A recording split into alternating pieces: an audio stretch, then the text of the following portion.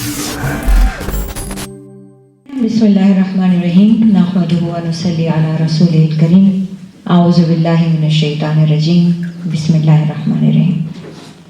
اس دنیا میں اللہ تعالیٰ نے جو نعمتیں عطا کی ہیں ان میں سب سے بڑی نعمت اولاد ہے۔ اللہ تعالیٰ نے آپ صلی اللہ علیہ وآلہ وسلم کے مطابق اور قرآن کے مطابق اولاد کو نعمت کہا ہے، اولاد کو آنکھوں کی ٹھنڈک کہا ہے، اور اولاد کو آزمائش بھی کہا ہے، فتنہ بھی کہا ہے۔ دیکھنے میں اس دنیا کی ضرورت مال سے سب سے اچھی اور سب سے پہلے پوری ہوتی ہے۔ انسان جس کے پاس جس کی جیب میں پیسہ ہوتا ہے وہ مطمئن ہوتا ہے کہ اس سے کوئی تکلیف آنے نہیں پائے گی، اور اگر آ گئی تو فوراً دور بھی ہو جائے گی۔ اسی طرح اللہ تعالیٰ نے اس کو بھی آزمائش کہا، مال کو بھی فتنہ کہا، انما اموالکم و اولادکم فتنہ، کہ اس کے سوا اور کچھ نہیں، کہ یہ تمہارا جو مال ہے یہ بھی، اور یہ جو تمہاری اولاد ہے یہ بھی آزمائش ہے، فتنہ ہے۔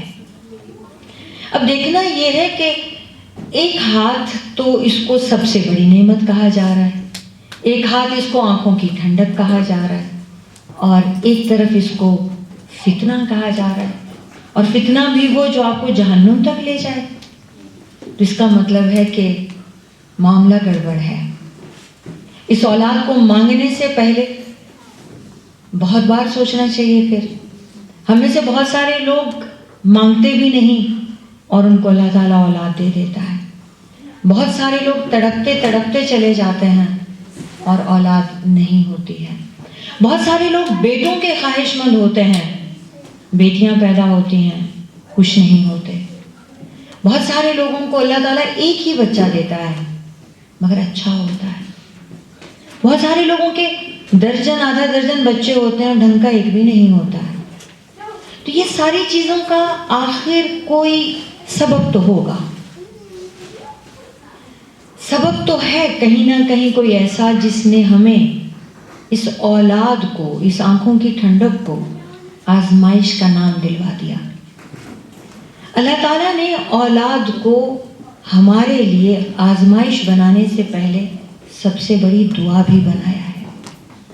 سیدنا ابراہیم علیہ السلام کو نبوت ملتی ہے اور وہ 86 ایئرز کے ہو جاتے ہیں، ان کو بیٹا نہیں، بیٹی نہیں، کوئی اولاد نہیں ہے، اور وہ اللہ سے یہ دعا مانگنا شروع کر دیتے ہیں کہ الہی مجھے اولاد چاہیے، مجھے بیٹا چاہیے۔ حضرت زکریا کا زمانہ ہے، وہ رسول ہیں، وہ نبی ہیں۔ سیدہ مریم کی والدہ اللہ تعالیٰ سے دعا مانگتی ہیں کہ الہی مجھے بھی ایک بیٹا دے دو اور میں تمہارے نام پہ اسے وقف کر دوں۔ نام پہ وقف کیا ہے کہ میں تمہارے نام پہ اسے تمہارے حوالے کر دوں گی، وہ تمہارے دین کی اشاعت کرے گا، تبلیغ کرے گا، علم حاصل کرے گا، اس علم کو پھیلائے گا۔ بیٹی پیدا ہو جاتی ہے، مریم پیدا ہو جاتی ہیں، بیٹا نہیں ہوتا۔ تو یہ دعا اب وہ دوبارہ اللہ تعالیٰ ہی سے کہتی ہیں کہ تجھے تو میری نیت معلوم تھی، میں نے تیری راہ میں دینا تھا، اور تجھے معلوم ہے بیٹی اور بیٹے میں کیا فرق ہے۔ میں نے تو منت مانی تھی کہ تو مجھے اولاد دے، میں تیرے نام پہ وقف کر دوں۔ تو نے اس اولاد کو بیٹی بنا کر دیا، اور بیٹی اور بیٹے کا فرق مجھ سے زیادہ اچھا تجھے خود کو معلوم ہے، لیکن میں اپنی منت پوری کرتی ہوں تیرے حوالے بیٹی کی۔ بیٹی نے بھی بیٹے سے کم اللہ تعالیٰ کے دین کو نہیں پھیلایا۔ تو اس لیے اولاد کو بیٹی اور بیٹا دونوں کو کہا۔ اللہ تعالیٰ نے ماں باپ کے حقوق رکھے ہیں، دنیا میں جاندار کے حقوق رکھے ہیں، انسان کے حقوق رکھے ہیں، اللہ کے حقوق رکھے ہیں، بندوں کے حقوق رکھے ہیں، اولاد کے بھی حقوق رکھے ہیں۔ کہا پہلا حق یہ ہے کہ انہیں پیدا کرو۔ پیدا ہونے سے پہلے ہی، اس ویسٹ میں تو یہ بات بڑی اچھی طرح سمجھ میں آتی ہے، پیدا ہی نہیں کیا جاتا، پیدا ہونے سے پہلے ہی مار دیا جاتا ہے. اور ہندوستان میں تو بہت پہلے ہی یہ جو ہی پتہ چلے کہ پیٹ میں بیٹی ہے تو وہی مار دیا جاتا ہے. پیدا ہونے کی ضرورت ہی نہیں ہے. جاہلیت کے ایام میں پیدا تو کر لیتے تھے، لیکن پیدا ہو جاتی تھی اگر بیٹی تو چہرہ کالا پڑ جاتا تھا، غم سے، غصے سے، دکھ سے. بیٹی باعث شرم تھی. اب اس خوشخبری کو لے کے کہاں جائیں گے، منہ چھپاتے پھرتے تھے، اسے زندہ دفنا دیتے تھے. تو پہلا حق اولاد کا یہ ہے کہ انہیں پیدا کیا جائے. دوسرا حق ان کا یہ ہے کہ انہیں بیٹی اور بیٹے کو ایک جیسا رکھا جائے. ہم اپنے معاشرے میں دیکھتے ہیں ماں یہ بیٹی کو کہہ رہی ہوتی کہ جاؤ بھاگ کے بھائی کو یہ دے آؤ، اٹھو بھائی کو کھانا دو، اٹھو بھائی کے کپڑے دھو، اٹھو بھائی کے کپڑے استری کرو. اسے مینٹلی پریپیئر کر دیتی ہے کہ تم خدمت کے لیے ہو، اور بھائی کو ذہنی طور سے تیار کر دیتی ہے کہ آج ماں جائی سے اور کل کسی اور کی جائی سے تمہیں خدمت لینی ہے. یہ ذات خدمت کے لیے ہے. تو یہ ہم بچوں کے دماغ میں ڈال دیتے ہیں، اور ہم بھی بیٹی کو پرائی امانت سمجھ کے پالتے ہیں. تو اسے فلیکسیبل بناتے ہیں، کیسے سہنا ہے، کیسے برداشت کرنا ہے، کیسے خدمت کرنی ہے، کیسے جھک کے رہنا ہے. بیٹے کو ان ساری چیزوں سے پاک رکھتے ہیں، دور رکھتے ہیں، تاکہ وہ آئندہ کسی اور کی زندگی کو صحیح سے خراب کرے اور ہماری قبر میں بھی ہمیں بد دعائیں ملیں. تربیت ایک بہت بڑی امانت ہے.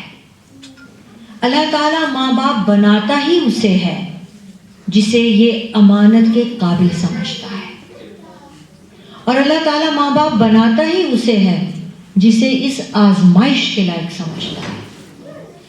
یہ جتنی بڑی خوشی ہے، جتنی بڑی نعمت ہے، یہ اتنی بڑی آزمائش ہے. یہ جتنی بار آپ کو نعمت ملتی ہے، یہ اتنی بار آپ کا امتحان لیتی ہے. ایک ماں ہے، اس کے جتنے بھی بچے ہوں، ہر بچے کا دماغ، ہر بچے کی سوچ، ہر بچے کا مزاج مختلف ہوتا ہے، اور اس کو وہ اس کے مطابق سمجھاتی ہے، اس کو وہ اس کے مطابق اس کی لیول پہ اتر کے اس سے ڈیل کرتی ہے، اس سے تعلقات رکھتی ہے، اس سے بات منواتی ہے. اور یہ چیز رب خود سکھاتا ہے. کسی ماں کو یہ بات پتہ نہیں ہوتی، جیسے رب بچے کو یہ سکھاتا ہے کہ تمہیں بھوک لگے تو رونا ہے، اور ماں کو یہ سکھاتا ہے کہ تمہیں بوجھنا ہے. اب اس کو پیٹ میں درد ہے، یا اسے بھوک لگی ہے، یا اس نے ڈائپر ویٹ کیا ہے، یہ اب تم ڈھونڈتی رہو. اور لمحہ لگتا ہے اسے پتہ چل جاتا ہے. بچہ بغیر بولے آپ سے خدمت لیتا ہے. یہ اللہ تعالیٰ نے اپنے رب ہونے کی ایک دلیل بغیر کسی جگہ سیکھے بچہ آپ سے خدمت لیتا ہے، پورے اپنے تمام ضروریات زندگی آپ سے پوری کراتا ہے بغیر ایک لفظ منہ سے بولے.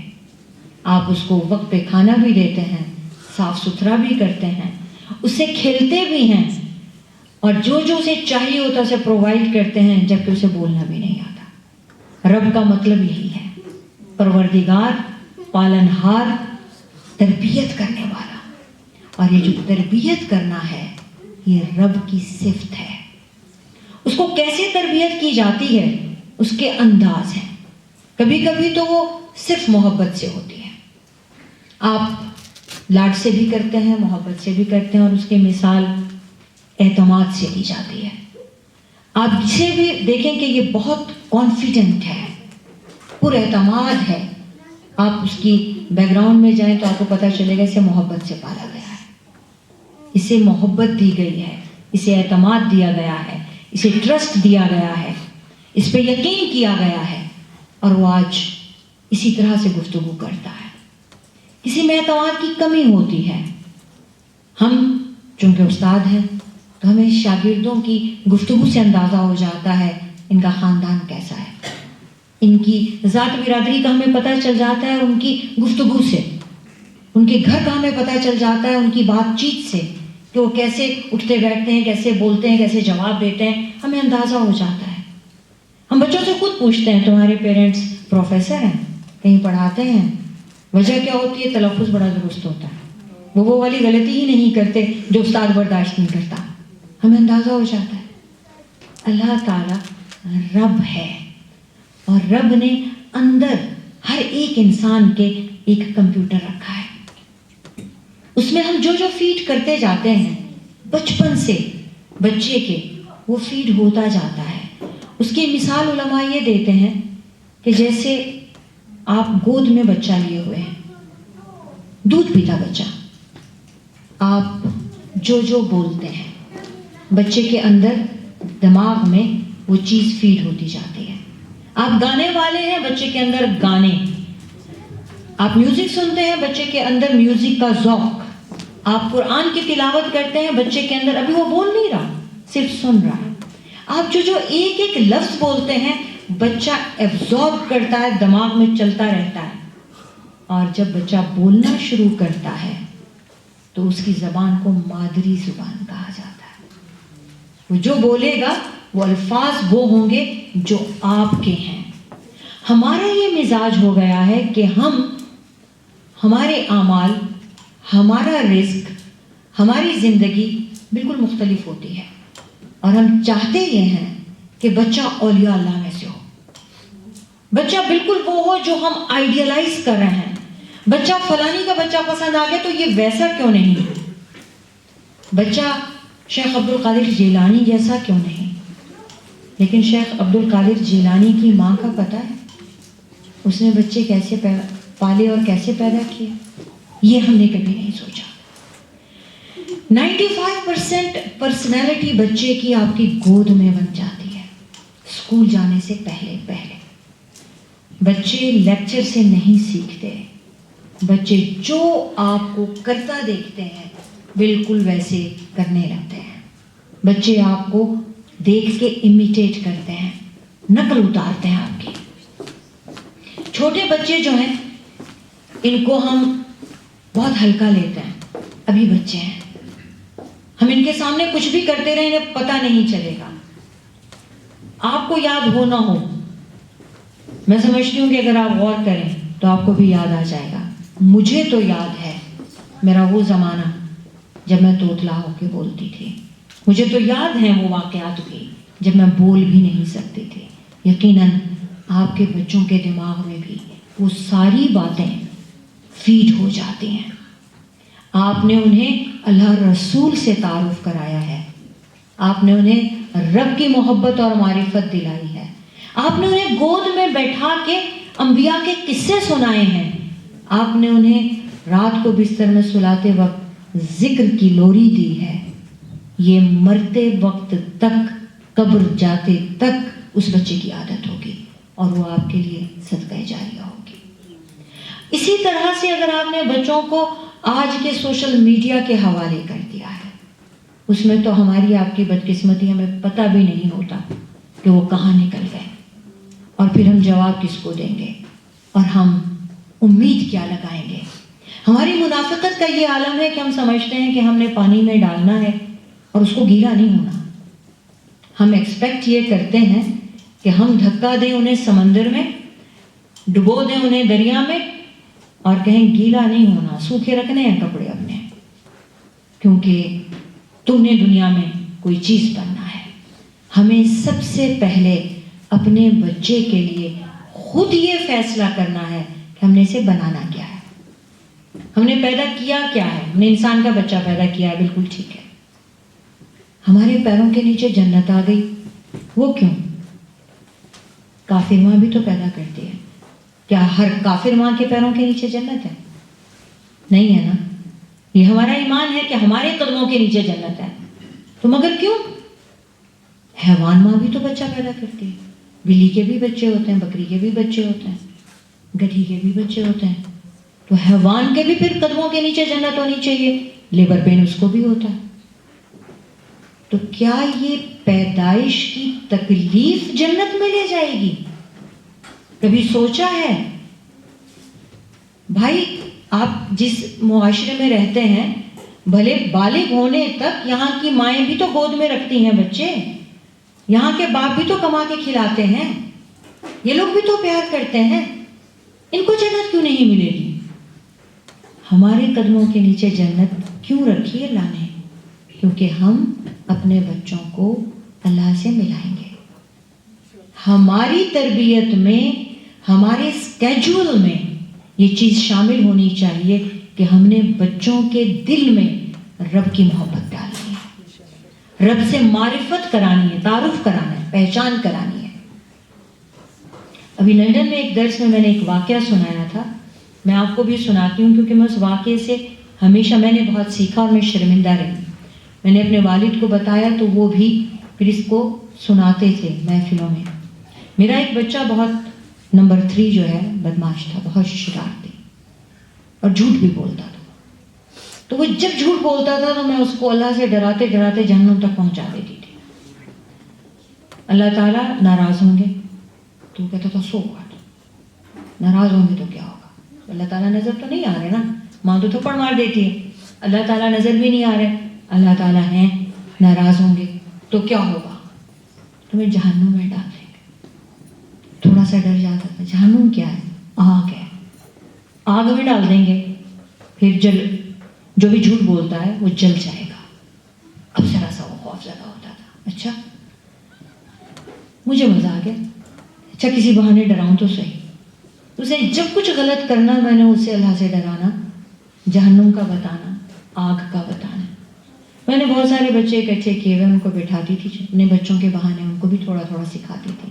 یہ تیسرا والا جو سب سے چھوٹا، جو ابھی ٹھیک سے بول بھی نہیں سکتا تھا، جس کو میں نے کئی بار اللہ تعالیٰ سے تعارف کرایا کہ جہنم میں ڈال دیں گے، آگ میں ڈال دیں گے. میں نے ان بچوں کے سامنے جو عبداللہ اور مریم کے دوست تھے ان کو بٹھایا، چھوٹی چھوٹی دعائیں سکھاتی تھی روزانہ. تو میں ٹیسٹ لینے لگی تو میں نے کہا بیٹا بتاؤ اللہ تعالیٰ کہاں ہے؟ ابھی میرے اسٹوڈنٹ بچے بعد میں بولتے جو 4 سال سے لے کے 10 سال 12 سال تک تھے، تو یہ جو سب سے چھوٹا 2-2.5 سال کا سلمان شاہین، اس نے ہاتھ کھڑا کر دیا. میں نے کہا جی بیٹا تم کیا بتانا چاہ رہے ہو؟ کہہ رہا لمیا جہنم ہے. میں بالکل چکرا گئی. میں نے کہا کیا کہہ رہے ہو؟ آگ میں ہے. میں نے کہا کون؟ اللہ تعالیٰ وہیں بیٹھے ہوئے نا. عزیزان گرامی، وہ میری زندگی کا آخری دن تھا جب میں نے اللہ تعالیٰ اور جہنم دونوں کا ایک بار نام ساتھ لیا. مجھے چکر آ گئے. میں نے کہا اس بچے کا کوئی قصور نہیں. یہ جو 4-6 بار میں نے رب سے اسے ملایا ہے تو میں نے جہنم کا نام ہی لیا ہے، میں نے آگ ہی سے ملوایا ہے، میں نے سزا کے طور سے اسے رب سے ڈرایا ہے. میں نے تو اس کو رب کی محبت دکھائی ہی نہیں.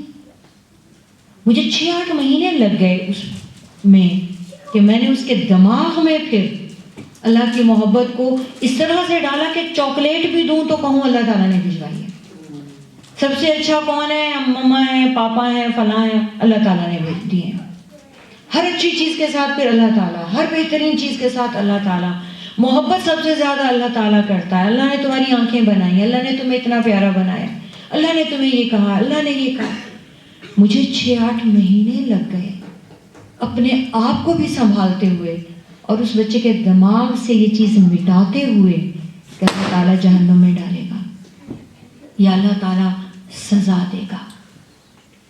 اللہ تعالیٰ سے محبت، اللہ سے معرفت، اللہ کی پہچان، یہ ہماری ماؤں اور ہمارے باپوں کا فرض ہے. ہم میں سے ہر کوئی ماں باپ بن جاتا ہے، بن سکتا ہے، اور جب تک ہم بڑے جوان ہوتے ہیں، وسیلے ہوتے ہیں، طاقتور ہوتے ہیں، طیش میں ہوتے ہیں، ہم ڈسپلن کے لیے سزائیں بھی دیتے ہیں، ہم محبت بھی کرتے ہیں، ہم ہر چیز پرووائڈ کرتے ہیں، اپنی جان کو مشکل میں ڈال کے ان کی ہر چیز پوری کرتے ہیں. یہ ساری چیزیں تو ہر کوئی پوری کرتا ہے، لیکن پیروں کے نیچے جنت ہمارے ہے. ہمارے مسلمان باپ کی ناراضگی میں رب کی ناراضگی ہے. ہماری ماں کی ناراضگی میں بددعا میں عرش الہی کانپ اٹھتا ہے. اس کا مطلب یہ ہے کہ ہمارے اوپر ذمہ داری بھی زیادہ ہے. اس کا مطلب یہ ہے کہ اللہ تعالیٰ نے ہمیں یہ امانت سونپی ہے، اور اس دنیا میں اگر یہ پیسے کی، روپیے کی، کسی چیز کی امانت ہمارے پاس ہوتی تو ہماری جان پہ بنی بھی ہوتی ہے. جب تک اسے جوں کا توں پورے کا پورا لوٹا نہ دیں گے، ہمیں کیسے خدا نخواستہ موت آ جائے اور ہمارے پاس امانت ہو تو کیا ہوگا. کوشش کرتے ہیں وصیت لکھیں سفر پہ جانے سے پہلے کہ ہمارے مرنے کے بعد ہمارے گھر والے ہماری امانت میں کہیں ڈھیل نہ ہو جائے. اولاد ایسی والی امانت ہے. ہمارے مرنے کے بعد بھی جو چیز ہمارے ساتھ جاتی ہے ہمارے نیک اعمال اور صدقہ جاریہ کے علاوہ، وہ نیک اولاد ہے جو ہمارے مرنے کے بعد بھی دعائیں مغفرت کرتی ہے اور ہم تک پہنچتی ہے. حدیث شریف میں آتا ہے کہ میت جنت میں ہوتی ہے. 8 جنتیں ہیں اور ہر جنت کے 8 کیٹیگریز ہیں، مقام ہیں. اور نچلے مقام میں اگر والدین میں سے کوئی ہے تو میت کے پاس فرشتے جا کے کہتے ہیں تمہاری ترقی ہو گئی. تو میت حیرت سے سوال کرتی ہے کہ میرا تو عمل ختم ہو گیا، مجھے کس بات کی ترقی ملی، میں کیسے، میرے رتبے کیسے بلند ہو سکتے ہیں. تو فرشتے جواب میں کہتے ہیں کہ تمہاری اولاد تمہارے لیے رتبے کی بلندی کی دعا کر رہی تھی، رب نے قبول کی، اب تم اعلیٰ درجے کی جنت میں جاؤ. کیا ہماری یہاں کی وہ اولاد جس نے دیکھا نہ ہو کہ ہم اپنے ماں باپ کے لیے دعا مغفرت کر رہے ہیں، جس نے کبھی دیکھا نہ ہو کہ ہم دعا مانگ رہے ہیں، جس نے کبھی دیکھا نہ ہو کہ ہم جنت مانگ رہے ہیں، جس نے کبھی دیکھا نہ ہو کہ ہم اپنے والدین دوستوں کے ساتھ جنت کا ساتھ مانگ رہے ہیں، وہ کیوں کر ہمارے لیے جنت کی دعا کرے گی؟ وہ کیوں رتبے کی بلندی کی دعا کرے گی؟ ہمیں تو یہ خواہش ہوتی ہے کہ جتنی جلدی ہو سکے انہیں کوئی ڈگری مل جائے، جتنی جلدی ہو سکے یہ اپنے پیروں پہ کھڑے ہو جائیں، جتنی جلدی ہو سکے ہم فارغ ہو جائیں، اب ہم سرخرو ہیں. ہاں، ہم میں سے جو اچھا ماں باپ ہے وہ کچھ جائیداد بھی چھوڑ جائے تاکہ ہمارے مرنے کے بعد ہمارے بچوں کو کہیں ہاتھ نہ پھیلانے پڑے، گھر بھی مل جائے انہیں، چلتا ہوا بزنس بھی مل جائے انہیں. کیا ہی بات ہے. اور ایسی اولاد جس کے لیے ہم مال جمع کر کر کے چھوڑ کے جاتے ہیں، وہ اس بات کا انتظار کرتے ہیں اگر ہم نے انہیں رب سے نہیں ملایا ہوتا کہ یہ بڈھی بڈھا جلدی جائیں تاکہ ہم تسلی سے کھلا خرچ کر سکیں، کوئی پوچھنے والا نہ ہو. اور ہوتا کیا ہے، ہم کماتے ہیں، ہم قبر میں حساب دیں گے، اپنے کمانے کا بھی اور خرچ کہاں ہو رہا ہے اس کا بھی. خرچ کوئی اور کر رہا ہے، مزے کوئی اور لوٹ رہا ہے. چونکہ کمایا ہم نے ہے، چونکہ جمع ہم نے کیا ہے، حساب ہم کو دینا ہے. یہی وجہ تھی کہ جب رسول پاک صلی اللہ علیہ وآلہ وسلم نے اس مال کو دشمن قرار دیا جو آپ جمع کر کر کے گن گن کے اولاد کے لیے چھوڑ جاتے ہیں، تو صحابہ کرام نے اپنی زندگی میں مال جمع کرنا چھوڑ دیا. فرمایا ہم اکاؤنٹ آخرت کا کیوں نہ کھولیں اور بچوں کو دین پہ تربیت کیوں نہ کریں. ہر بچہ اپنا رزق لے کر آتا ہے. اس کے پیدا ہونے سے پہلے ہی ابھی وہ ماں کے پیٹ میں ہوتا ہے. حدیث شریف میں آتا ہے 40 + 40 + 40 120 دن کا بچہ ہوتا ہے. اللہ تعالیٰ فرشتہ بھیجتے ہیں. وہ فرشتہ یہ فیصلہ کر کے اللہ کی طرف سے لاتا ہے کہ یہ روح جو اللہ تعالیٰ نے بھیجی ہے اس کے ہاتھ میں، اور وہ ماں کی رحم میں وہ روح ڈال رہا ہے، اس گوشت کے خون کے لوتھڑے میں، وہ عورت کی ہے یا مرد کی. نہ ماں کو پتا ہوتا ہے نہ باپ کو پتا ہوتا ہے کہ یہ روح کون سی آئے گی، اس کے بعد اس کو کتنا رزق ملے گا، اس کی عمر کتنی ہوگی، اس کو عزت کتنی ملے گی. یہ پہلے سے رب نے طے کر دیا. نہ ماں کو پتا ہے نہ باپ کو پتا ہے. کسی ماں کو پتا نہیں اس کے پیٹ میں نبی پل رہا ہے، وہ نبی کی ماں بننے والی ہے. کسی ماں کو پتا نہیں، کسی باپ کو پتا نہیں کہ آپ کیا پیدا کرنے والے ہیں. وہ اولاد آپ کے لیے نعمت ہے کہ زحمت ہے، وہ آپ کو جنت میں لے جانے والی ہے کہ جہنم میں لے جانے والی ہے، یہ رب نے فیصلہ کرنا ہے. اب اس کا مطلب ہے کہ اس معاملے میں تو ہم بے بس ہو گئے. بیٹی پیدا ہو رہی ہے یا بیٹا پیدا ہو رہا ہے تو ہمارے لیے دونوں ہی نعمتیں ہیں، ہمیں دونوں کی یکساں عزت کرنی ہے. ہمیں انہیں کھانا بھی دینا ہے، اس کے لیے بھی ہمیں محنت کرنی ہے. کہاں کمی رہ جاتی ہے کہ یہ اولاد ہماری فرما بردار نہیں نکلتی. اس میں پھر 2 چیزیں آتی ہیں. ایک تو وہ ہمیں دیکھتی ہے کہ ہم اپنے ماں باپ کے ساتھ کیسے ہیں. ہم اپنے ماں باپ کی عزت کر رہے ہیں. ہم اپنے ماں باپ سے محبت کر رہے ہیں، ہم اپنے ماں باپ کا خیال کر رہے ہیں، ہم اپنے ماں باپ کی خدمت کر رہے ہیں. اگر وہ یہ دیکھتی ہے تو وہ خود بخود سیکھ جاتی ہے، اسے کرتے رہنا ہے. دوسرے ماں باپ کی گردن پہ ہے. ہمارے ذمہ صرف ان کو رزق پہنچانا اور ان کو کپڑا پہنانا نہیں ہے. ہمارے ذمہ ان کا صرف بیڈ روم سیٹ کرنا نہیں ہے.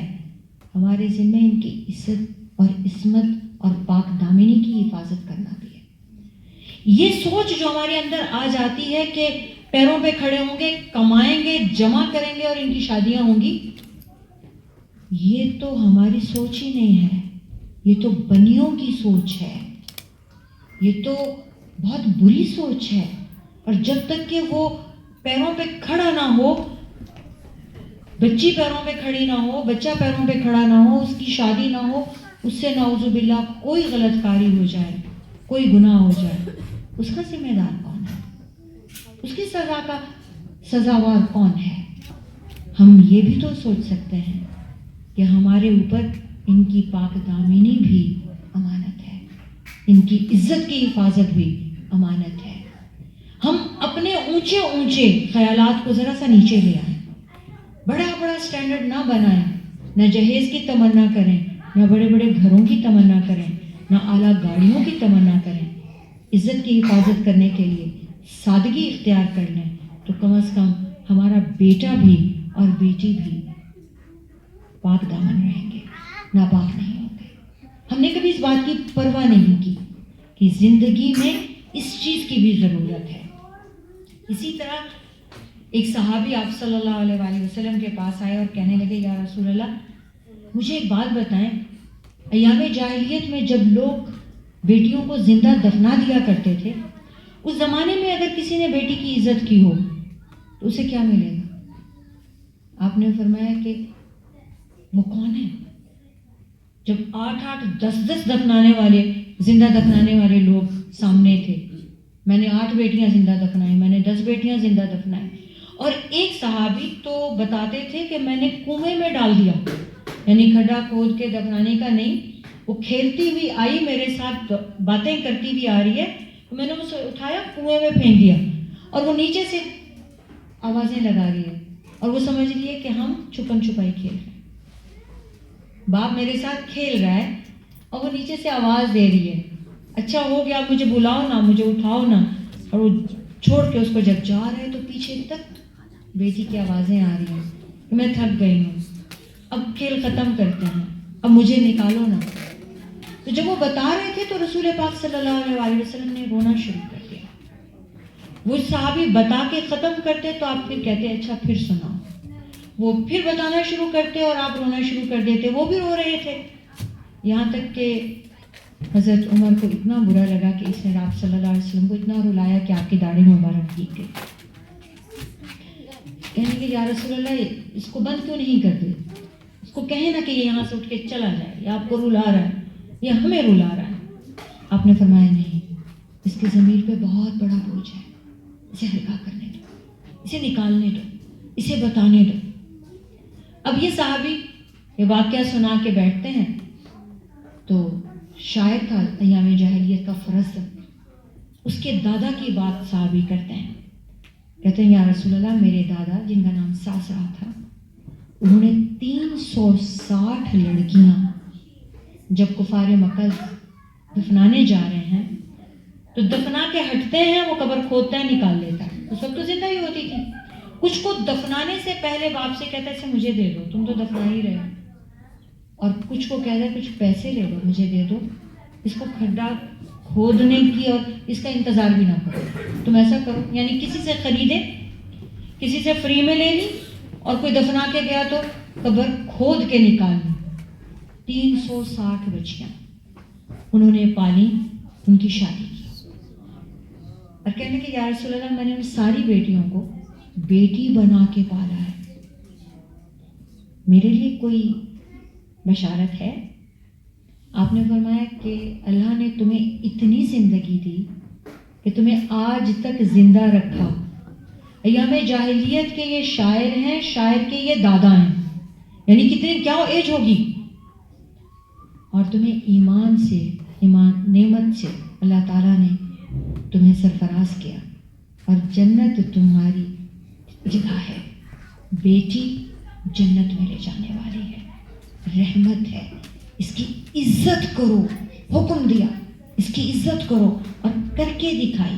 سیدہ فاطمہ آتی ہیں تو آپ کھڑے ہو جاتے ہیں، اپنے شانے سے چادر اتار کے بچھاتے ہیں، اس پر انہیں بٹھاتے ہیں، انہیں رخصت کرتے ہیں تو ان کے ساتھ دور تک چلتے رہتے ہیں. کہیں سفر سے آتے ہیں تو پہلے ان کے گھر اترتے ہیں، ان کے گھر میں ان کے ساتھ کھانا کھاتے ہیں، ان کے بچوں سے کھیلتے ہیں، وہاں بیٹھ کر پیغام بھیجتے ہیں مسجد نبوی کہ آپ تشریف لا چکے ہیں، اور وہاں سے بیٹھ کے ازواج مطہرات کو پیغام بھیجتے ہیں کہ آپ تشریف لا چکے ہیں. سب سے پہلے جس شخصیت کا آپ دیدار فرماتے ہیں وہ آپ کی بیٹی ہوتی ہے، اور سب سے آخری جس کو آپ مل کر جاتے ہیں شہر سے مدینہ کے دروازے سے باہر، وہ آپ کی بیٹی فاطمہ ہوتی ہے.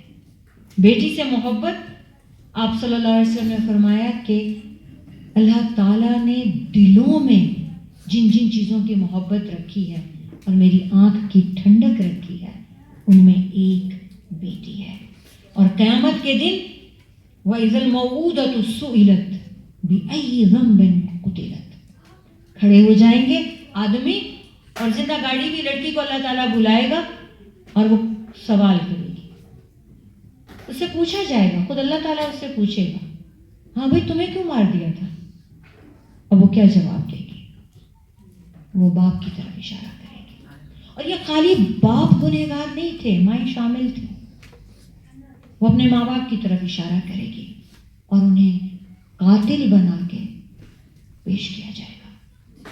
اسی طرح وہ ماں باپ جو رب سے ملائیں گے، جو دین سکھائیں گے، جو اچھے مینرز سکھائیں گے، جو اچھا انسان بنائیں گے، انہیں ایک ایک عمل پہ پوچھا جائے گا، اور وہ بھی باپوں کی طرف اشارہ کریں گے، ماؤں کی طرف اشارہ کریں گے.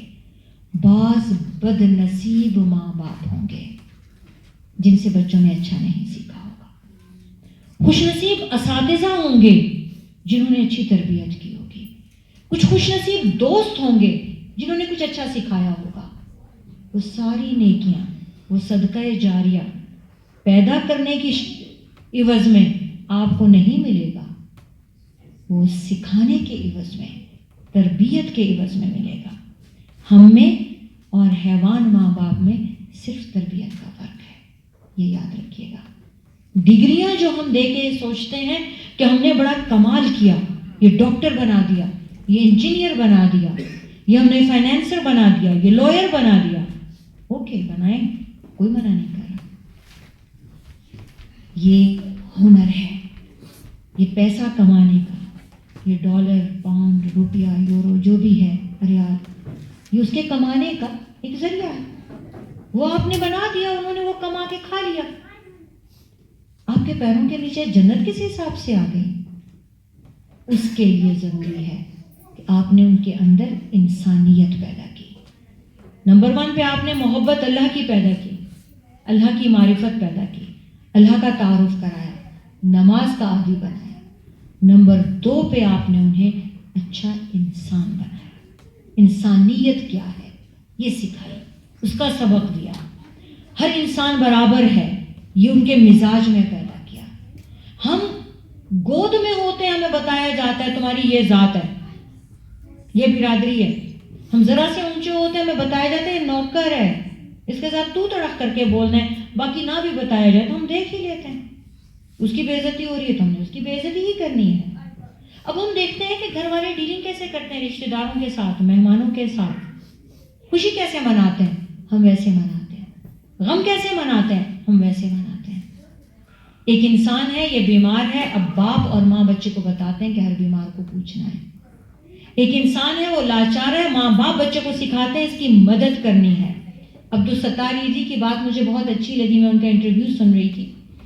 کہنے لگے ہم انڈیا کے گجرات میں تھے اور میری ماں مجھے 2 پیسے روز دیتی تھی مدرسے جاتے وقت، اور کہتی تھی عبدالستار یہ 1 پیسہ تیرے لیے اور 1 تو کسی کو دے دینا. ایک پیسہ تیرے لیے اور ایک تو کسی کو بھی دے دینا. تو عبدالستار جی نے زندگی بھر یہی کیا, ایک پیسہ ان کا اور ایک کسی کو بھی دے دینا. تو دیکھا کہ یہ بچہ ہے, یہ بھوکا بیٹھا ہے, یہ بچہ, آپ سلام دے کر لیں تو وہ شرما کے کہیں نہ کہیں چھپ جاتے ہیں. جب تک آپ گھر میں ہوتے ہیں بچہ سامنے نہیں آتا. یہ چھوٹے بچے سے لے کے بڑے بچے تک یہ عادت بن گئی ہے. ہمیں یہ سکھانا ہے.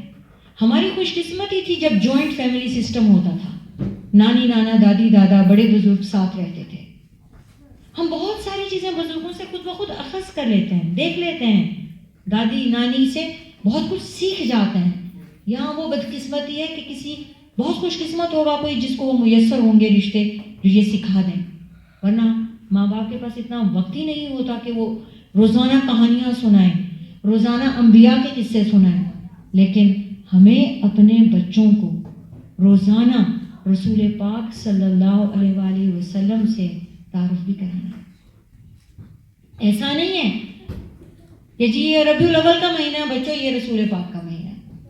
اب ہم وہاں جا رہے ہیں جی میلاد ہو رہا ہے, وہاں پہ جی یہ انوار زاہدی ایک نعت پڑے گا, سن لو جی سارے, یہ رسول پاک سے محبت ہو گئی. پیریڈ.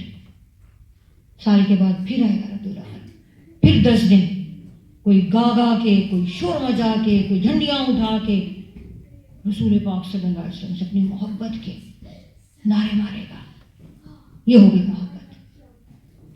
کل مجھے کوثر شاہ کہہ رہی تھی کہ میرا بچہ آتا ہے اسکول سے تو پریشان آتا ہے کہ اسے اس کے بچے کی کلاس فیلوز کہتے ہیں کہ تمہارے رسول نے اتنی شادیاں کیوں کی.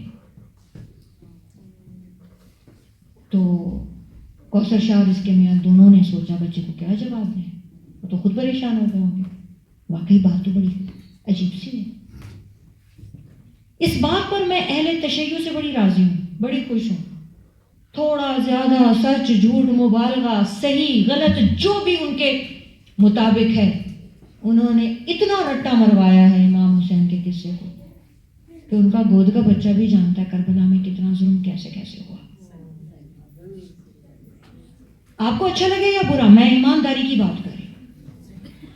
آپ سنیوں میں سے کتنے لوگوں نے رسول پاک صلی اللہ علیہ وآلہ وسلم کی سیرت, ان کی پیدائش سے 40 سال تک, چلو چھوڑ دو 40 سال سے 63 سال تک 23 سال, کتنے لوگوں نے اپنے اپنے بچوں کو بتا رکھی ہے؟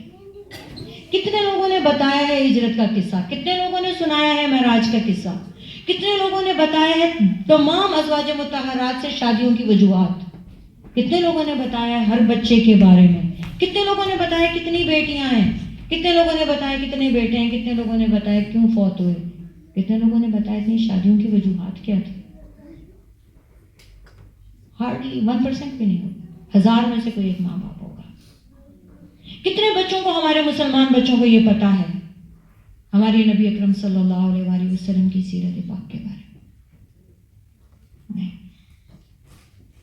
اور پھر ہم میں سے ہر ایک کا دعویٰ ہے وہ عاشق رسول ہے. ہر ایک کا دعویٰ ہے وہ عاشق ہے. مجھے معاف کیجیے گا, ایسا عشق تو آپ بندہ بندے سے, عورت مرد سے, شوہر بیوی سے, بچہ ماں باپ سے بھی کرنے کا دعویٰ کرے تو میں اسے منافق کہوں گی. آپ اسٹوڈنٹ ہیں, میں استاد ہوں, آپ میرے عاشق ہیں, مگر آپ میری بات نہیں مانتے. مجھے آپ کے عشق پہ بڑا فخر ہوگا, بڑا مان ہوگا, کیونکہ آپ کہتے ہیں آپ کو محبت ہے. آپ ماں باپ ہیں, آپ کی اولاد آپ سے عشق کرتی ہے, مگر آپ باہر نکلتے ہو منہ دکھانے لائق نہیں رہتے, اولاد کی ہر جگہ سے برائی مل رہی ہے, مگر آتے جاتے بچہ ادھر بھی پیار کرتا ہے, ادھر بھی پیار کرتا ہے اور کہتا ہے عاشق ہے. آپ دوسرے دن ایک جھانپڑ منہ پہ لگا کے کہو گے رکھو عشق اپنے پاس, نہیں چاہیے. آپ میاں بیوی ہو, آپ نہ ایک دوسرے کی عزت کرو, نہ وفاداری کرو, نہ محبت کا اظہار اعمال میں ہو, مگر لو یو ضرور کہو. مان جاؤ گے یہ عشق ہے؟ نہیں. اس معاملے میں سب سے زیادہ آپ نے انڈر ایسٹیمیٹ اپنے نبی کو کیا ہوا ہے. سب سے زیادہ انہیں کو پتہ نہیں چلتا. مجھے پتا چلتا ہے کہ آپ جھوٹ بول رہے ہیں. مجھے بطور استاد بھی پتا چلتا ہے کہ آپ نفاق کر رہے ہیں, منافق ہیں. مجھے بطور بیوی بھی پتا چلتا ہے آپ منافقت کر رہے ہیں. مجھے بطور ماں بھی پتا چلتا ہے آپ جھوٹے ہیں. آپ کے پاس میری نہ عزت ہے نہ اطاعت ہے, زبانی محبت پر لعنت ہے. میں دھتکار کے پھینک دوں آپ کو, لیکن رسول پاک صلی اللہ علیہ وسلم کو پتہ ہی نہیں چلتا. آپ کہتے ہو آپ عاشق رسول ہو, وہ کہتے ہیں ہاں جی شاباش. آپ جہاں بلاتے ہو وہیں چلے آتے ہیں آپ کی نعت سننے کے لیے, کیونکہ آپ عاشق ہو, وہ معشوق ہے. شرم کرو. اور یہی گند ہم نے اپنے بچوں میں ڈال دیا.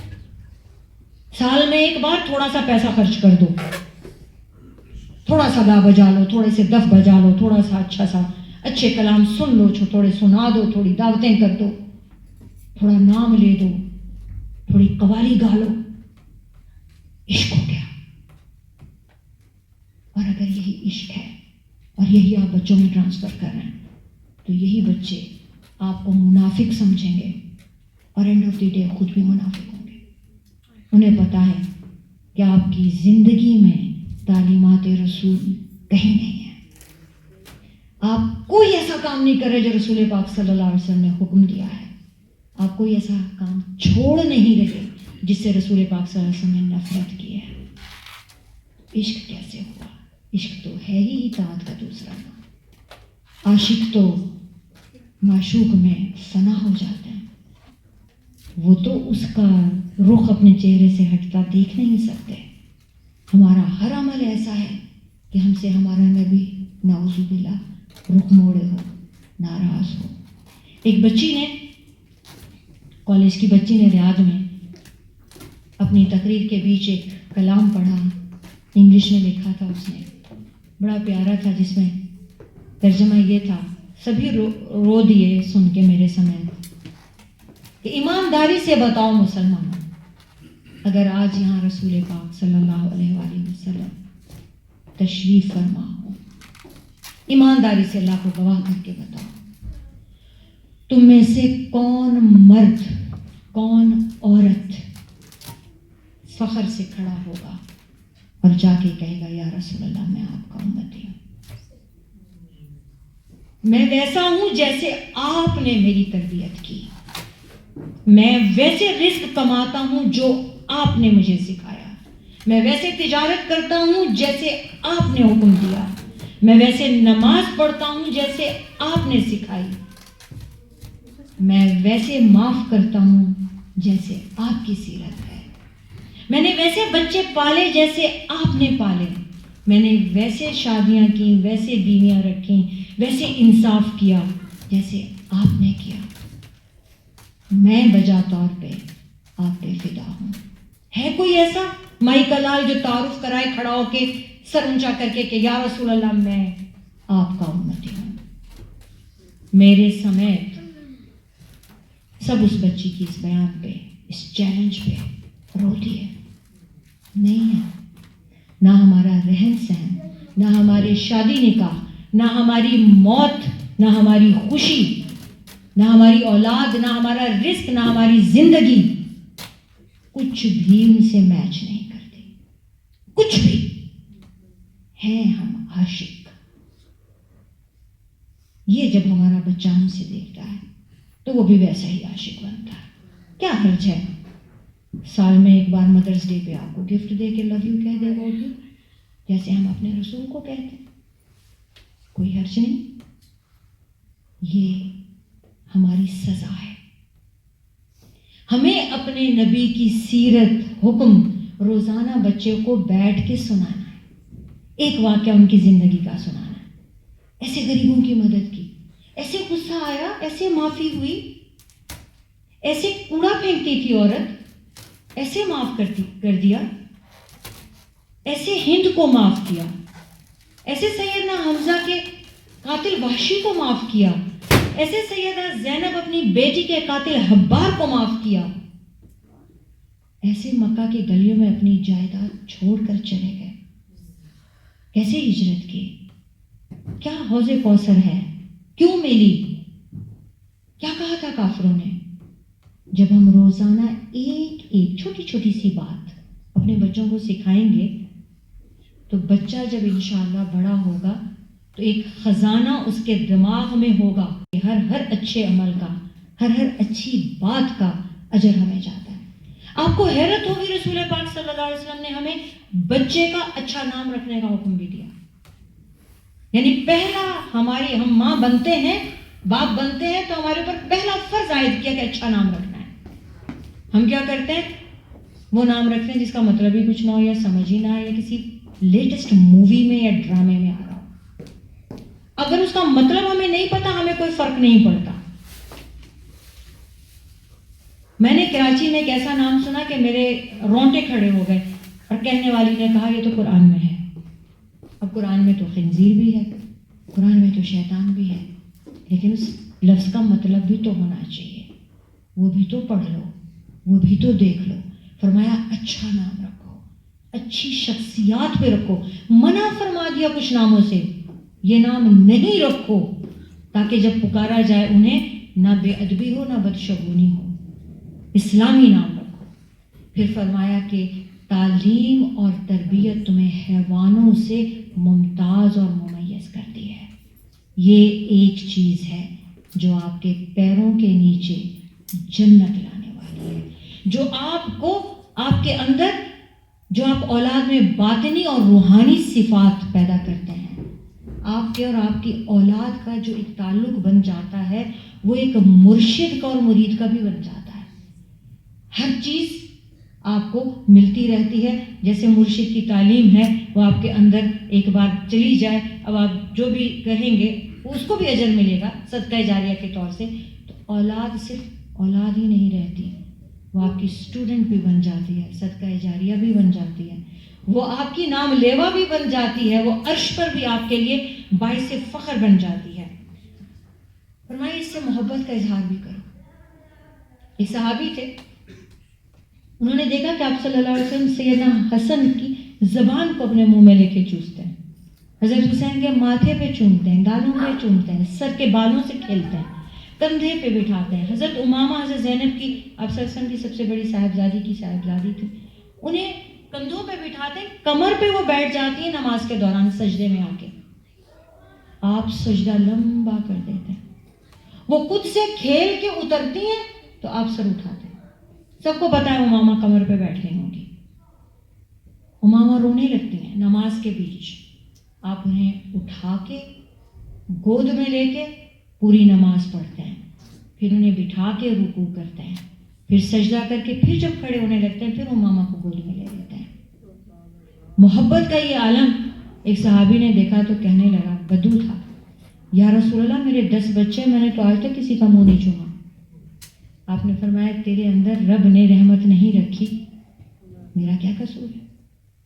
یہ محبت جو آپ بچوں کو دیتے ہیں یہ آپ کے وجود کا حصہ ہیں. آپ کی سانسوں سے انہیں سانسیں ملی ہیں, آپ کے خون سے انہیں خون ملا ہے, آپ کی بیماریاں ان میں چلی گئی ہیں, آپ کی خوبیاں ان میں چلی گئی ہیں, آپ کی خامیاں ان میں چلی گئی ہیں. اس سے بڑا وجود کا اور کیا ثبوت ہوتا ہے. میرے ابو جان بتاتے تھے اللہ کی رحمت کا جوش, فرماتے تھے کہ بچہ منہ مارتا ہے تو ماں کا دودھ اتر آتا ہے.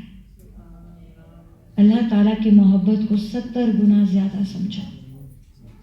اللہ کی طرف جو ہی بڑھتے ہو وہ 70 ماؤں سے بڑھ کر ہے. وہ ایک دم محبت سے تمہیں دیکھتا ہے, سارے دل اتر دور ہو جاتے ہیں, ساری نحوست ختم ہو جاتی.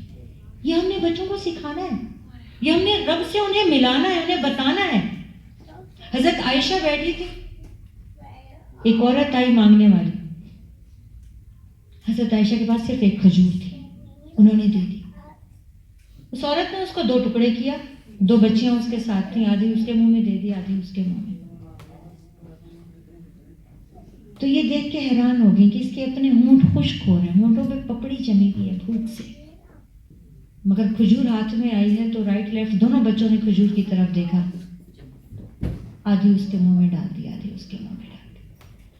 آپ صلی اللہ علیہ وسلم آئے تو سیدہ بالکل اداس بیٹھی, کہنے لگی یا رسول اللہ ایسی مائیں ایسی ہوتی ہیں، وہ خود بھوکی تھی، آپ نے فرمایا اس اولاد کی وجہ سے آپ آزمائے جاتے ہو اور اس اولاد کی وجہ سے آپ جنت میں جاتے ہو. اس اولاد کو ہلکا نہ لو، یہ تمہیں دونوں طرف لے جانے والی ہے.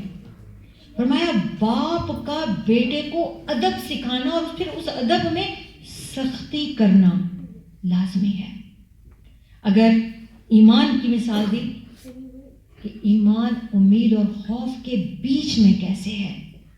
آپ لالچ رکھتے ہیں، ہمیں سے ہر شخص کو پتا ہوتا ہے کہ ہم یہ اچھا کام کریں گے اللہ راضی ہوگا، اللہ راضی ہوگا تو منیمم اجر کیا ہے؟ جنت. یہ ایک لالچ ہے، یہ ایک امید ہے. ہم برا کام کریں گے ہمیں سزا ہوگی، تو منیمم خوف کیا ہے؟ سزا. لا ٹوٹے گا، پولیس پکڑے گی، بے عزتی ہوگی، تو خوف ہو گیا نا. اب ہم لا نہیں توڑیں گے. تو منیمم خوف اور منیمم امید بھی اگر آپ رکھتے ہیں تو آپ کو اللہ کی رضا مل جاتی ہے اور اللہ کا خوف آ جاتا ہے، جس کی وجہ سے آپ زیادتی نہیں کر سکتے. بچوں کو معافی مانگنے کی عادت ڈالیں. غلطی ہو گئی ہے، یہ غلطی ہے، جاؤ معافی مانگ کے آؤ، جاؤ منا کے آؤ. بچوں کو گفٹ بنا کے دیں، یہ دے کے آؤ، ان کو دے کے آؤ جن کے پاس نہیں ہے. بچوں کو یتیم بچوں کی خیریت پوچھنے کی عادت ڈالیں.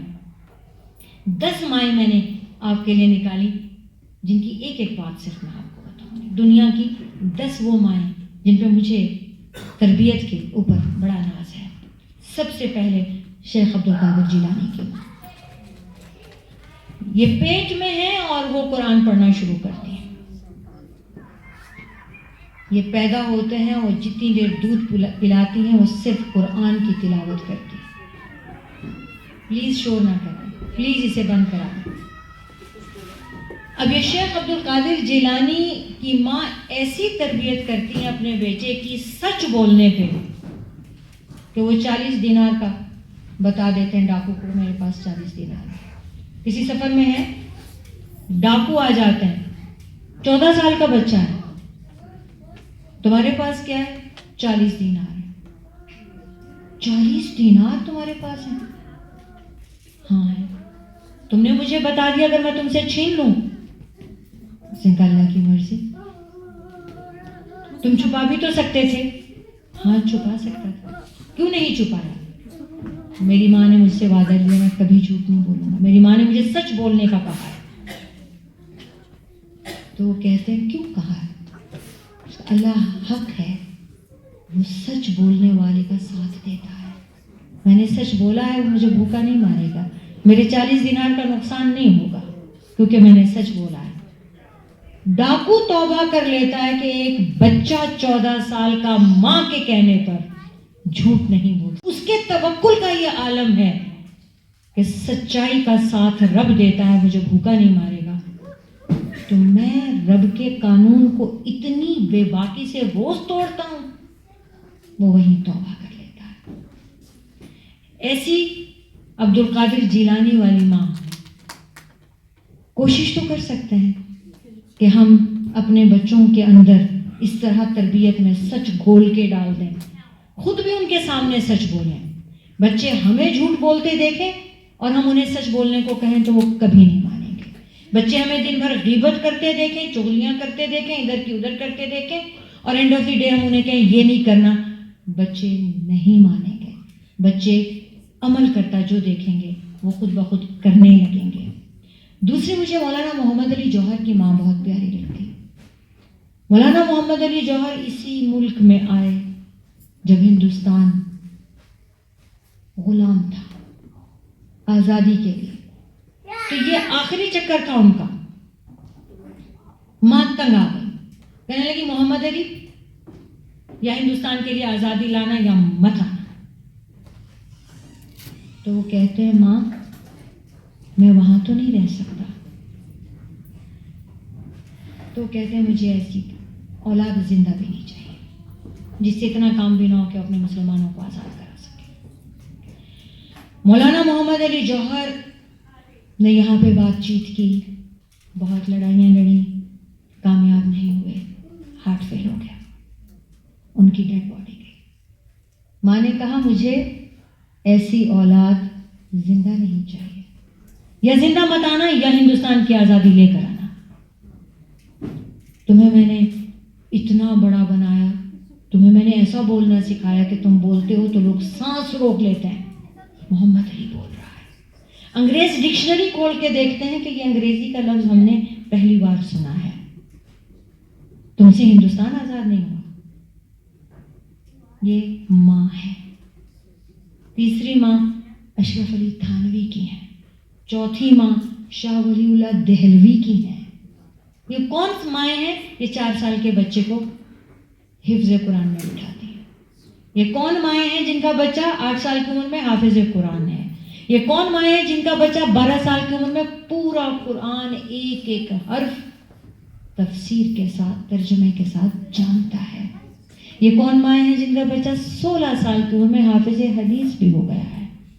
سیرت پاک بھی رسول پاک صلی اللہ علیہ وسلم کی پیدائش سے لے کے وصال تک ایک ایک واقعہ جانتا ہے. کوئی بات کرنے لگتا ہے وہ منہ توڑنے کے لیے کھڑے ہو جاتے ہیں. کیسے کہا تم نے؟ بات یوں نہیں یوں ہے. آج ہمارے نبی کی شان میں کوئی بات کہہ دے، ہم کھڑے ہو کے باہر نعرہ مارتے ہیں گستاخ ہے، قتل کر دو، واجب القتل ہے. مگر ہمیں جواب دینا نہیں آتا. ایکچوئل قصہ کیا تھا؟ بات یوں نہیں ہے، تم نے الٹ دی، بات یہ ہے. میں انڈیا میں گئی تو کسی نے مجھ سے کہا تمہارے مسلمان 4 شادیاں کرتے ہیں.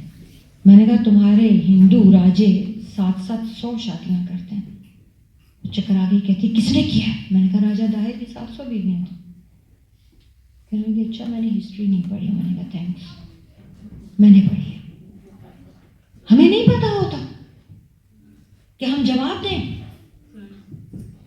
ہم مجبور شرمندہ. اچھا ہماری عورت کی ایک مرد کی 2 عورتوں کی گواہی برابر ہو گئی. بڑا ظلم ہو گیا. تمہارے مذہب کھولو، کسی عورت کی گواہی ہے؟ کسی الہامی مذہب میں کسی عورت کی گواہی نہیں. ووٹ بھی نہیں تھا، گواہی بھی نہیں تھی. ووٹنگ کا پہلا حق اسلام نے مسلمان عورت کو دیا. بزنس کا پہلا حق اسلام نے مسلمان عورت کو دیا. سیدہ خدیجہ ہیں پہلی بزنس وومن اسلام کی. گواہی کا پہلا حق اسلام نے مسلمان کو دیا. کسی مذہب نے شادی کو لمٹ نہیں کیا. دین اسلام نے 4 پہ لمٹ کیا ہے. یہ باتیں ہمیں پتہ ہی نہیں ہوتی تو ظاہر ہے جب ہمیں نہیں پتا ہوتی ہم بھی شرمندہ، بچے بھی شرمندہ. اب یہ شاہ ولی اللہ دہلوی کی ماں بچے کو 4 سال کی عمر میں بھیجتی ہیں حفظ کے لیے، بیچ میں سال کے بعد ملنے آتے ہیں. ماں بھی اداس، بچہ بھی اداس، گلے لگ کے روتے ہیں. اگلے سال باپ منع کر دیتا ہے جب تک بچہ فارغ التحصیل نہ ہو گھر نہ آئے. ماں نے گلے لگ کے رویا ہے میرا بچہ علم میں کمزور ہو سکتا ہے. وہ بچہ علم کیسے سیکھ سکتا ہے جو عورتوں کے گلے لگ کے روئے. بچہ کتنے سال کا ہے؟ 5 سال کا. اور ماں نے کلیجے پہ پتھر رکھ لیا ہے. 2 بار جاتی ہیں مدرسے کے باہر سفر کر کے، چھپ چھپ کے بچے کو دیکھ کے واپس آ جاتی، بچے سے نہیں ملتی. یہ مائیں ہیں. عبداللہ بن زبیر کی ماں ہے اسماء بنت ابی بکر. اکیلا بچہ پیدا ہوتا ہے 1.5 سال ہجرت کے بعد مدینہ میں. یہودی کہتے ہیں ہم نے جادو کر دیا ان کی ہر عورت پر، بچہ نہیں پیدا کرے گی اب کوئی عورت مسلمان، یہ نسل ختم ہو جائے گی 1 سال کے اندر. رسول پاک صلی اللہ علیہ وسلم اللہ سے دعا کرتے ہیں کسی ایک عورت کو بچہ دے دو اللہ تعالیٰ. حضرت اسماء بنت ابی بکر جو حضرت عائشہ کی بڑی بہن ہے، ان کو بیٹا پیدا ہوتا ہے عبداللہ بن زبیر. رسول پاک صلی اللہ علیہ وسلم کے ہی لاڈلے نہیں، پورے مدینہ کے لاڈلے. ہر کوئی اسی بچے سے پیار کرتا ہے، لاڈ کرتا ہے. یہ کیا کرتے ہیں؟ اس کی قمیض اتار کے اس کو بارش میں کھڑا کر دیتے ہیں، اس کو تیز دھوپ میں کھڑا کر دیتے ہیں. عورتیں چلاتی ہیں ظالم، ابھی ہم جا کے رسول اللہ سے تیری شکایت کریں گے. یہ حب الرسول ہے، یعنی جس سے رسول پاک صلی اللہ علیہ وسلم محبت کرتے ہیں، تم اس پہ زیادتی کر رہی ہو. وہ کہتی نہیں، مجھے لاڈلا شہزادہ نہیں بنانا ہے، تم لوگ اسے شہزادہ بنا رہے ہو، مجھے اسے شہید بنانا ہے، مجھے اسے مجاہد بنانا ہے، مجھے اسے سخت جان بنانا ہے، جس کے بدن کو دھوپ لگنے کا بھی پتہ ہو، ٹھنڈ لگنے کا بھی پتہ ہو. ہم اپنے بچے کو سوتے کو نہیں اٹھاتے نماز کے لیے، ہم اپنے بچے کو ٹیوشن کے لیے اٹھا دیتے ہیں، اسکول کے لیے اٹھا دیتے ہیں، کسی اپوائنٹمنٹ کے لیے اٹھا دیتے ہیں، نماز کے لیے نہیں جگاتے. سو رہا ہے، تھک گیا ہے. قرآن کے لیے قاری صاحب باہر بیٹھے ہوتے ہیں، کوئی بات نہیں، لیکن کوئی اپوائنٹمنٹ ہے اور ہم نے وہاں پہ پیسہ لگایا ہوا ہے یا بچے کی انسلٹ ہو سکتی ہے، ہم اسے بھیج دیں. بچہ سیکھ جاتا ہے کہ نہ قاری کی عزت ہے نہ قرآن کی. یہ بچپن سے اسے پتا ہے کہ ان کو ہم نے گراج میں بٹھانا ہے، ان کو ہم نے فارغ وقت میں ڈیل کرنا ہے. حضرت مریم علیہ السلام کی ماں جنہوں نے نظر مانی اور بیٹی دے دی، اس کے بعد علامہ اقبال کی ماں. علامہ اقبال رحمۃ اللہ علیہ پیٹ میں ہیں، اپنے شوہر سے کہتی ہیں کہ تم بینک میں کام کرتے ہو اور بینک کا پیسہ سود کا ہے، یہ میں نے زیور رکھا ہوا ہے، اسے بیچو، ایک بکری لا دو. یہ میرے جہیز کا زیور ہے، بیچ کے بکری لا دو. بکری لے آئے، وہ دودھ خود بھی پیتی ہیں، وہ بیچتی بھی ہیں. اسی میں علامہ پیدا ہوتے ہیں. پھر علامہ ہی پیدا ہوتے ہیں جو پوری دنیا کو اپنی سوچ سے بدل سکتے ہیں. ایک واقعہ امام حرم کا ہے. افریقہ میں بچہ بڑا شرارتی ہے، وہ امام صاحب خود بھی سناتے ہیں، حرم کے امام سعود شریح میں کیا بتاتے ہیں. بہت شرارتی ہے، ماں کو غصہ آتا ہے، ماں کہتی جا تجھے اللہ حرم کا امام بنائے. ہم اس وقت اس کے باپ، دادا، چچا، پھوپھی، تایا سب کو گالیاں بکتے ہیں جب بچے کو غصہ آئے. لڑکی کو غصہ آئے تو ہے ہی پھوپھی تھی، جیسی وہ لڑاکی تھی جیسی یہ لڑاکی. لڑکے پہ غصہ آئے، باپ پہ، دادا پہ، چچا پہ، تایا پہ. ہم ساری نسلوں کو گالیاں دے کے گنہگار ہوتے ہیں. ماں کو بہت غصہ آیا تو اس نے کوئی بد دعا نہیں دی، کچھ قرض نہیں کیا.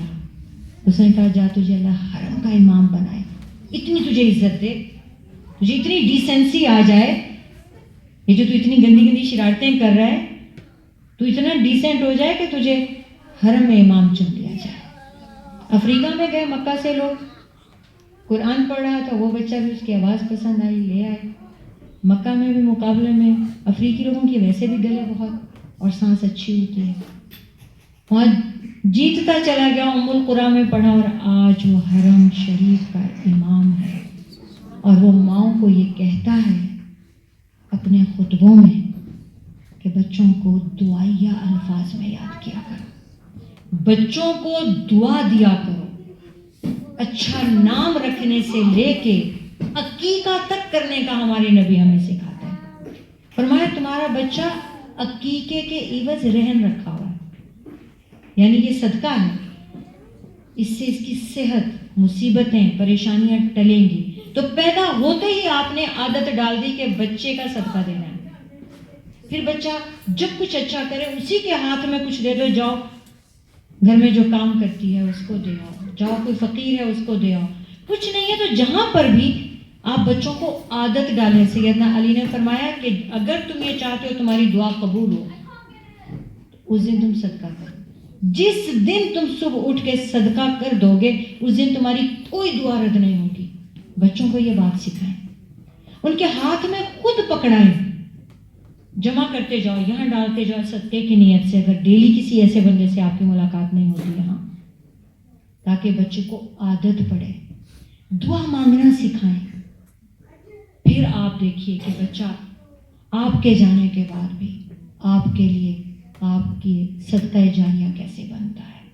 نیک اعمال، آپ کی دعائیں مغفرت، کیا گیا صدقہ، دی گئی تربیت، سکھایا گیا اچھا اخلاق اور مینرز، اور پھر ڈسپلن میں کی گئی سختی، یہ سب ملتے ہیں تو وہ ایمان مکمل ہوتا ہے جو امید اور خوف کے بیچ میں ہوتا ہے.